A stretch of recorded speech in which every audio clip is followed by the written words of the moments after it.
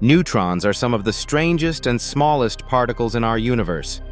But here's what's really wild. They don't always stay put within atoms. Sometimes these tiny particles break free and embark on their own incredible journeys. When free, neutrons are surprisingly unstable, with a lifespan of only about 15 minutes.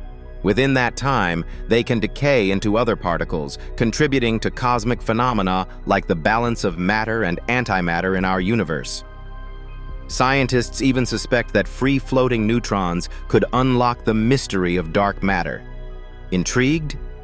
Next time you hear neutron, remember, it's not just a boring particle.